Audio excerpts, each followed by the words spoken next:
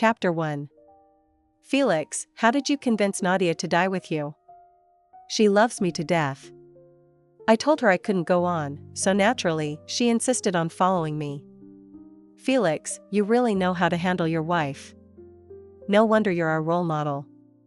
But won't Nadia throw a fit if she finds out you're doing all this for Miranda? How long could she possibly freak out? She won't last 3 days before coming back to me. I clutched my stomach, leaning weakly against the man beside me. With a cold gaze, I turned to the group not far away and said icily, "This time, that won't happen. Felix, bring the marriage certificate tomorrow. We're going to the courthouse to get a divorce." Chapter 2. The moment the group saw me, their pupils widened in shock. Of course, their reaction wasn't because of me. It was because of the man I was leaning against. "You Uncle Irving, why are you with Nadia?" "Nadia, stop this nonsense. We'll talk about our issues at home." "Don't bother Irving," Felix stammered, springing up from the sofa where he had been lounging, his guilt evident. "This bar is owned by the Jameson family," Irving Jameson stated flatly. The implication was clear, his presence here needed no further explanation. "Since when?" I didn't know," Felix said, confusion flashing across his face. Irving merely replied, "As of now." "Is that a problem?" The arrogance of wealth was on full display, leaving everyone speechless. Chapter 3. I'm not making a scene. "Felix, we're getting a divorce." I calmly placed the ring, which I had already removed, on the table, my tone resolute. Felix grabbed my arm, attempting to pull me to his side. At the same time, he kept darting nervous glances at Irving, as though worried about a rebuke. But the next moment, he froze, realizing he couldn't move me. Because my hand was tightly intertwined with Irving's. The entire room fell silent as everyone turned to look. Following Felix's stunned gaze, they saw our clasped hands, and then Irving's large hand firmly resting on my waist. Their jaws dropped in unison, wide enough to fit an egg. Chapter 3.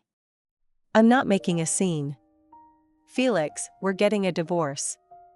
I calmly placed the ring, which I had already removed, on the table, my tone resolute.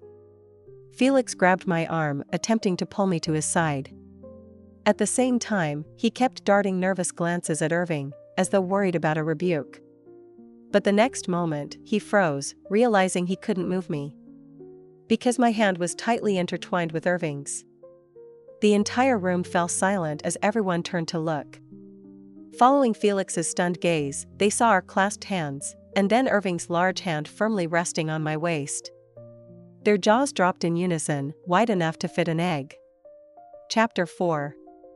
You Uncle Irving, what is this supposed to mean? After years of marriage, I could easily see through Felix's thin veneer of composure, masking his frustration and anger. Irving remained expressionless, but tightened his grip on my waist. "As you can see, Uncle Irving, this has to be a joke. And it's not funny at all. Nadia is my wife, your niece-in-law." Felix exclaimed, his voice rising in panic. "Not for much longer." Irving's tone was calm, almost dismissive. I seized the moment to add, "The moment you made a pact to die with me, only to use it as a ploy to win back Miranda, I stopped being your wife." "Nadia, stop this nonsense. Dragging Uncle Irving into this charade to fool me? That's outrageous. Apologize to him, now. Whether you show up tomorrow or not, the divorce will be finalized," Irving said, his tone unwavering. "From now on, when you see Nadia, remember to call her aunt." Without waiting for Felix's response, Irving pulled me away, leaving him to stew in silence. Chapter 5. In the car, Irving shot me a meaningful glance. "Satisfied?" I quickly plastered on a smile, eager to please. My hands moved to massage his shoulders, then his back. "Since you're satisfied, it's time for us to settle accounts." The seriousness laced with playfulness in his tone made me tense. Instinctively, I tried to retreat. But I didn't get far. "You knew Felix wouldn't actually go through with dying." So why did you foolishly agree to die with him? Because. Only like this. Would you feel sorry for me, Uncle Irving? I said softly, my hand sliding up his shoulder as my breath lingered against his ear. Irving swiftly pinned my hand, pulling me onto his lap. His handsome face closed the distance between us, his gaze unwavering. Make me feel sorry for you, and then what? And then? I deliberately trailed off, letting the ambiguity hang between us. My hands brushed over his soup-clad shoulders, my eyes glinting with deliberate suggestion. He leaned in closer, erasing the space between us. I exhaled softly against his lips, planting a fleeting kiss before trailing my lips to his ear. Uncle Irving, do you remember what you said the last time we met? Chapter 6. My name is Nadia.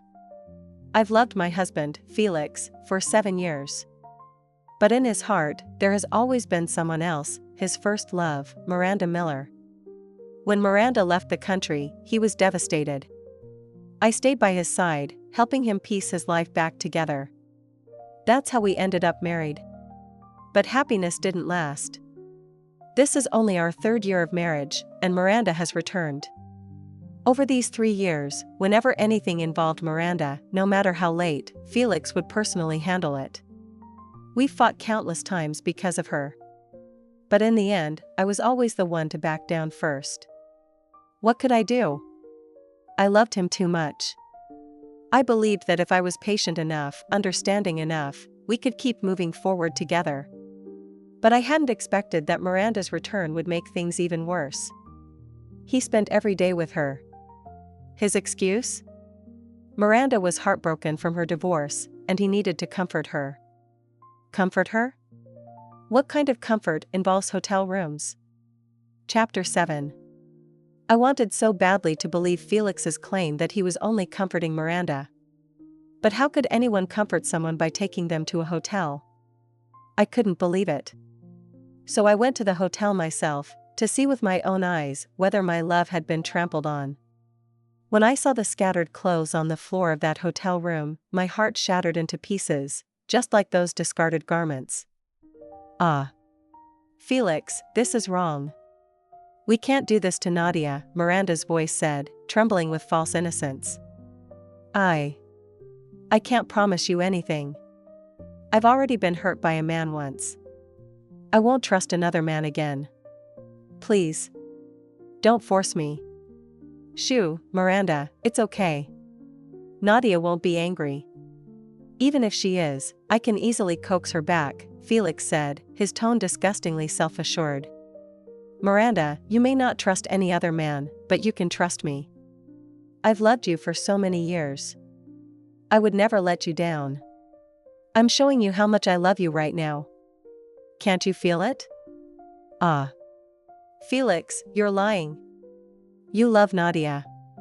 You even risked your life to save her in college, Miranda said, her voice catching with fake vulnerability. Felix, you love Nadia so much. Now you say you love me? You must be lying. Miranda, Felix said, his voice dropping, I didn't save Nadia in college. It was my uncle who saved her. Nadia misunderstood and thought it was me. I never corrected her. That's why everyone's believed it all these years. Miranda, I truly love you. Nadia is nothing but a distraction when you're not here. Ah. Words are just words. I can't trust any man anymore. Felix, please don't make this harder for me. Even though Nadia is generous, we can only let this happen once. After this, it's over between us. Miranda, my darling, what will it take for you to believe my love? Ah. Unless you're willing to risk your life for me, like your uncle did for Nadia. Only then will I believe in your love. Otherwise, I'll never trust a man again. Chapter 8. The sounds of intimacy, heavy breathing, muffled moans, and occasional whispers emanated from the room, shattering the last fragile defense of my heart. I collapsed onto the floor, my body trembling as I buried my face in my hands, sobbing silently.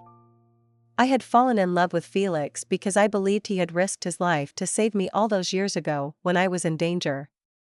But over time, my love for him had grown into something far more profound than simple gratitude for a life-saving deed. This love was intricate, layered with emotions I could hardly put into words. It wasn't just a debt of gratitude, it was so much more. Yet I never expected that while I loved Felix with every fiber of my being, he would see me as nothing more than a plaything. Not even a stand-in for someone else.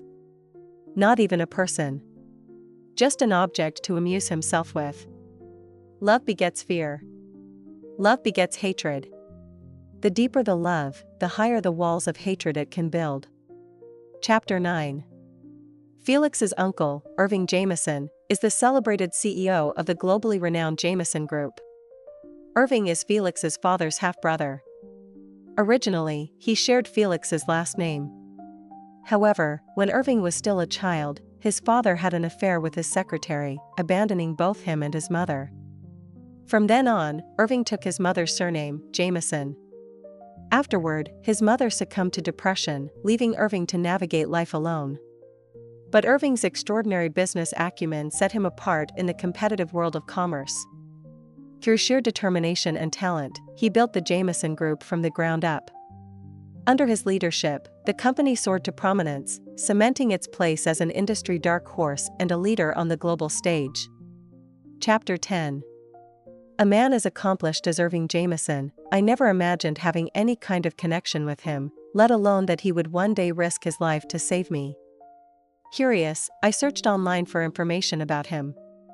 After scouring countless articles and photos, I finally recalled a fleeting encounter we had years ago. I was still a teenager when, one night, I saw a woman trip and fall. The bystanders around her kept their distance, but I instinctively went to help her. It was a small, unthinking act. After helping her to her feet, I was ready to leave. But when I saw her staggering toward the road, oblivious to the oncoming trucks, an ominous feeling took hold of me. I dashed forward and pulled her back just in time. Before I could say anything to her, a young man came running toward us, breathless. Chapter 11. From their conversation, I learned that they were mother and son. He thanked me, but I simply waved it off, saying it was nothing. Still, recalling what I had witnessed earlier, I leaned in and whispered, "Your mother was walking straight into oncoming traffic. I suggest you take her to the hospital for a checkup." After saying that, I nodded politely and left. It was a dark night, and I hadn't paid much attention to his face. So when I later came across photos of Irving, it took me a long time to connect the dots and remember our brief encounter. Chapter 12. Reflecting on my unusual connection with Irving and recalling Felix's intense fear of him, an idea for revenge began to take shape in my mind. If Felix could cheat, then so could I. And I could make it hurt. The best way to get back at someone is to make them regret it so deeply that the pain consumes them. Cheating with someone like Miranda? That was nothing. If I was going to do it, I would find someone so far out of his reach that it would be impossible for him to recover. Felix feared his uncle Irving the most, didn't he? Let's see how he handles the thought of his most feared uncle with his ex-wife. Chapter 13. At the Jameson Group headquarters, I patiently approached the receptionist to schedule an appointment with Irving. A company of this caliber was no joke. Even the receptionist was incredibly professional, her courteous and respectful manner exuding the Jameson Group's prestige. But it wasn't surprising. A company often reflects its leader. Irving, despite his imposing aura, was refined and well-mannered, his interactions marked by exceptional poise and grace. After leaving my name and contact information, I waited in the lounge. Before long, the receptionist approached with a polite smile and escorted me to the CEO's office. Chapter 14. Mr. Jameson, I apologize for the unannounced visit. I hope I'm not intruding, I said, keeping my tone formal. You're not disturbing me at all, Miss White. Please, have a seat, he replied. Instead of sitting, I stood and bowed deeply to him. The gesture came from a place of sincerity. After all, this was my chance to thank the man who had saved my life. Mr. Jameson, I owe you an apology. I only recently discovered that the person who saved my life in college wasn't Felix, it was you. Thank you. Without your intervention, I wouldn't be standing here today. For a moment, he looked taken aback before asking, how did you figure it out? It wasn't, how do you know? His response revealed that he had known all along I had mistaken my savior. I smiled bitterly. I followed Felix to a hotel and overheard him and Miranda discussing it in bed. He was silent for a moment before replying with two simple words. My condolences. At that, my lingering sadness evaporated, replaced by unexpected amusement. Ha ha ha, condolences? That makes it sound like he's dead. He responded with complete seriousness, anyone who betrays love deserves to die. I couldn't help but agree. Nodding firmly, I said, you're absolutely right. Chapter 15. Back to the main topic, I hadn't forgotten the purpose of my visit today. Mr. Jameson, your nephew has made a mistake. As his uncle, shouldn't you take responsibility for some of the damage? I hinted, my tone deliberate. I'll teach him a lesson until you're satisfied, he replied. I shook my head, letting a faint smile play on my lips as I looked at him with a touch of mischief. Mr. Jameson, calling you that feels too formal. May I address you differently? Leaning on the table with my head resting on one hand, I tilted my head, adopting a playful tone. He didn't respond, but the look in his eyes gave silent consent. Well, since Felix and I are still legally married, I suppose I'll call you Uncle Irving, just as he does. He nodded slowly, tacitly accepting the new title. Uncle Irving, I continued, steering the conversation back to the matter at hand, I don't need you to teach Felix a lesson. I need a different kind of compensation. My words flowed smoothly, each sentence peeling back another layer of my intentions. And what kind of compensation does Miss White want? Uncle Irving, your nephew has taken from me both love and a lover. Don't you think the compensation should come from these two aspects? My gaze was heavy with implication, and my meaning couldn't have been clearer. Yet he pretended not to understand. Miss White makes a valid point. So, how do you propose I compensate for your lost love and lover? My prime years have been wasted by your nephew. With the stigma of being divorced, finding a suitable partner will be no easy task. Uncle Irving, don't you think the best way to compensate me is with yourself? I saw his calm demeanor falter, his expression turning serious. Miss White, do you know what you're saying? I nodded. Of course I know, Uncle Irving. You don't need to worry. Do you love Felix that much? Even after witnessing his betrayal, even after seeing him with Miranda, do you still have feelings for him? Is that why you're using me to make him jealous, hoping to rekindle your marriage and love? Irving's once gentle expression darkened, and a frown deepened between his brows.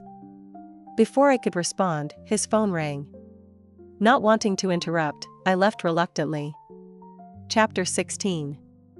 Although I was indeed using Irving, it wasn't to make Felix jealous or to win him back. I simply wanted to use Irving as a means to retaliate against Felix, to let him experience the pain of betrayal. From that day on, I began paying closer attention to Irving's movements. Our next meeting happened at a quiet bar. He was there, negotiating a deal with another company. Watching him in the business setting, calm, composed, and effortlessly charming, I found myself unexpectedly captivated. His gestures were smooth and assured, his conversation confident and persuasive. My heart skipped a beat. No wonder Irving was reputed as a heartthrob in our circle. Seeing him in action, I could see why he earned that title. Chapter 17. Irving had already noticed me. After concluding his business and seeing off his clients, he walked directly toward me. I smiled and raised a glass in his direction. Here, this is for you. I haven't touched it yet. He hesitated, so I teased, what? Afraid I spiked it? His eyes lingered on me briefly before he took the glass and downed its contents in one gulp. I arched an eyebrow, stood, and walked toward him. Looping my arms around his neck, I let my weight lean against him, tilting my face up to meet his gaze. Uncle Irving, you look especially handsome today. No, you're always handsome, but tonight. Exceptionally so. Irving glanced briefly at the table I had been sitting at. Have you been drinking? I shook my head, my fingers lightly brushing against his cheek. Not a drop. I gave it all to you. Good girl, he murmured. When I saw him tugging at his tie, I thought he might be uncomfortable with the crowd, so I suggested, it's a bit crowded here. Let's move to a private room upstairs. He nodded and gently disentangled my arms from around his neck, careful not to push me away too harshly. I didn't mind and followed him upstairs. Chapter 18. As we moved closer, I noticed Irving's face was becoming noticeably flushed, his body radiating an almost feverish heat. He hurriedly entered a room and pulled me inside with him. Pushing me against the door, he pinned my hands above my head, his expression taut with restraint. Did you spike the drink? I shook my head fervently. I was planning to drink it myself. Someone must have tampered with it, not expecting you to end up drinking it instead. Are you uncomfortable? Should I help you? Sweat beaded on his forehead, and his visible effort to maintain control unnerved me. Still, I couldn't stop myself from speaking those words. As soon as I did, he released my hands. His dark, stormy eyes locked onto mine, as though they were about to pull me into their depths and swallow me whole. I swallowed nervously, drawn in by his intensity despite myself. Male beauty is truly dangerous. Chapter 19. Irving didn't speak, but his eyes remained fixed on mine. His heated breath brushed against my skin, and I felt as though I were melting under its intensity. I didn't know where I found the courage, perhaps from the way he'd indulged me lately, but my hand slipped under the hem of his shirt, roaming over his skin. When he didn't stop me, only watched with a blazing intensity, I grew bolder, letting my hands wander further. But then he caught my hand, holding it firmly, and pressed his body against mine. His lips brushed close to my ear as he whispered, "Nadia, don't tempt me." I turned my head slightly, and his lips inadvertently landed on my cheek. A sly smile curved on my lips. What if I insist on tempting you? His eyes burned, the fire in them fierce enough to consume us both. If you do, he murmured, his voice low and rough, I won't let you go next time. A knock at the door interrupted the moment. At some point, he must have called his assistant. He opened the door and left with him. Chapter 20. While I was immersed in my cat and mouse game with Irving, developing feelings for him, Felix returned. I endured the strong discomfort in my heart, pretending nothing had happened. I diligently cared for him. He said he felt life was meaningless and wanted to leave this world. Remembering the conversation I overheard at the hotel between him and Miranda, I inwardly mocked Felix's hypocrisy but didn't show it. By now, Felix's intentions were clear. He came today to drag me to die with him. Felix wanted to prove to Miranda that he was willing to die for her. But Felix didn't really want to take any risks. So he came up with the idea of a couple dying together. Even if he didn't die in the end, he could say he was saved. I had to admit, he really didn't see people as people. Did he think the whole world was part of their play? No way, I wouldn't let him have his way. I followed his plan step by step. Soon, as he wished, we agreed to die together. He was doing it for his first love, and I was doing it for my plan to win over Irving. TSK, it was quite fair. Chapter 21. Felix's preparations were thorough, with all kinds of tools. I chose the safest method. On the agreed day, I followed the plan exactly. As expected, he didn't die, just went through the motions, pretending to be saved. As for me, the tool, he had long forgotten. Fortunately, I wasn't there to be his love security. I had already tipped off Irving, who quickly came to save me. But to make it look real, I still suffered some actual injuries. On the way to the hospital, I saw Irving's hands trembling. At that moment, I was sure I had fallen for him. Love, once it starts, goes deep.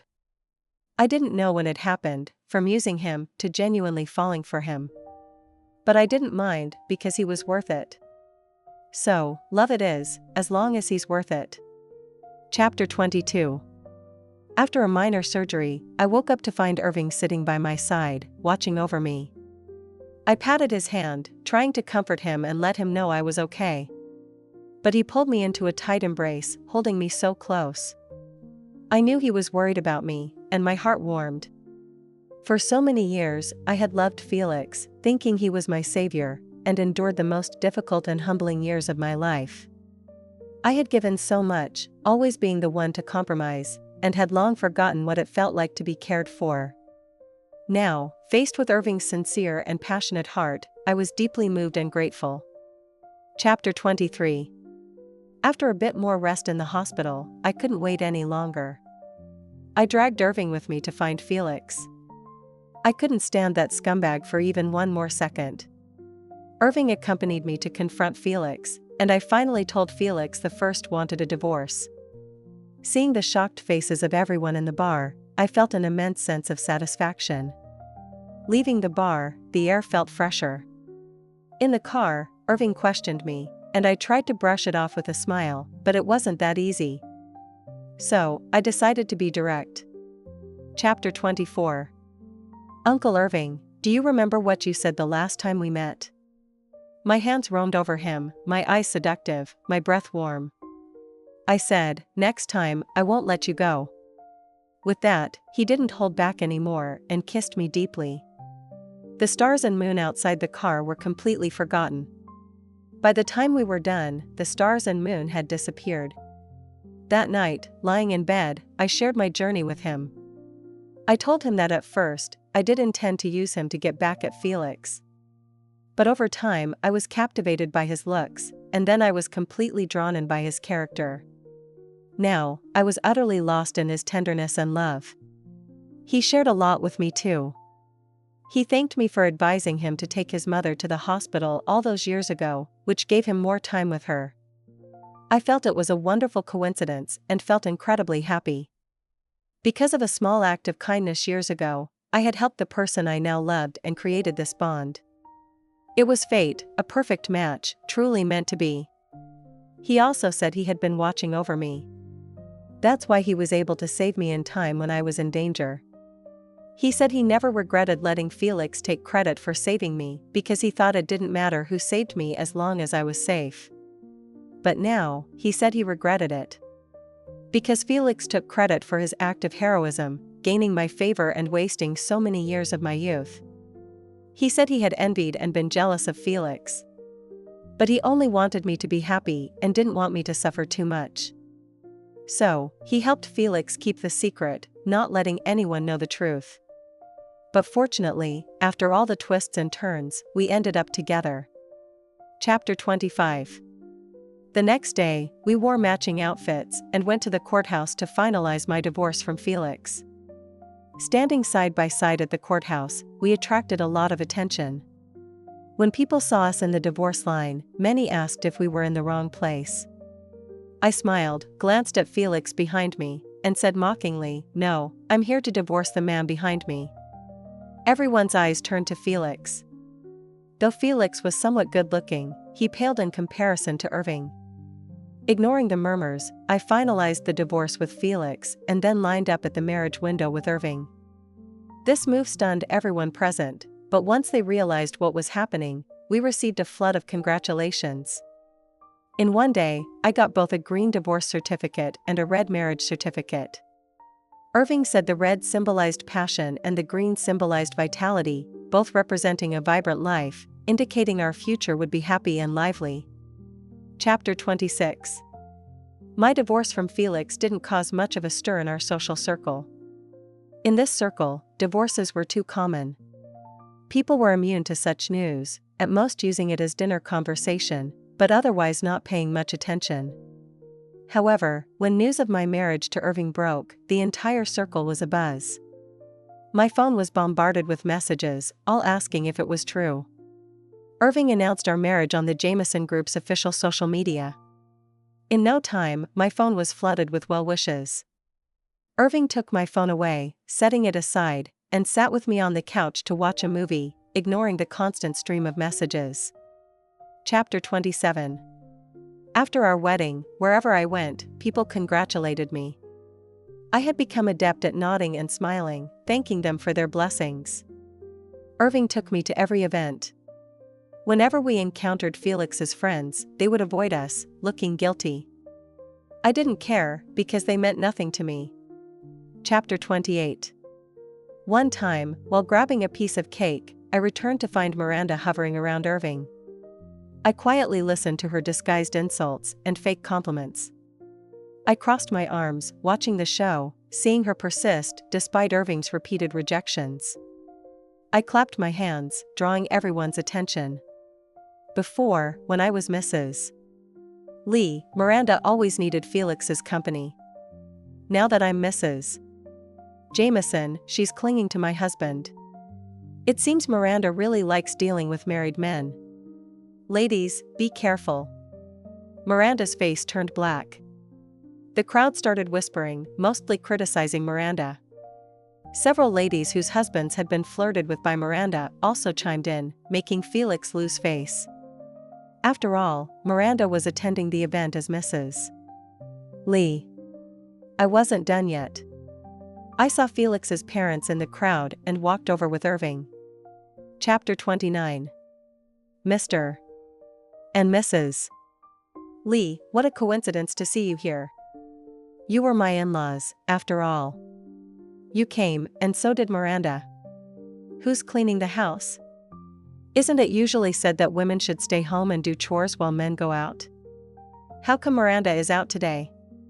Seeing their darkened faces, I guessed Miranda had instigated Felix. After arguing with his parents, they reluctantly let Miranda attend the event. After saying my piece, I left, not wanting to see their family make a scene. It had nothing to do with me anymore. Chapter 30. After the event, Irving and I were busy planning our wedding. Sweetness surrounded us. But the Felix family wasn't so lucky. Since Miranda was called out for flirting with married men at the event, Felix became suspicious. When he found out the truth, he divorced Miranda in a fit of rage. As the guilty party, Miranda left with nothing. Felix's idealized image of Miranda shattered, and he spent several days drunk in bars. Perhaps it was the unattainable that always stirred the heart, or maybe he couldn't stand seeing his ex-wife happier than him. Felix started pestering me, saying he regretted everything. He claimed he didn't know many things I did for him, saying Miranda had deceived him. He asked for my forgiveness, even thinking I was with Irving to spite him. He really didn't get it until the end. For people like him, the best way was to let him see the truth and shatter his beliefs. Chapter 31. Every time Felix called, I answered.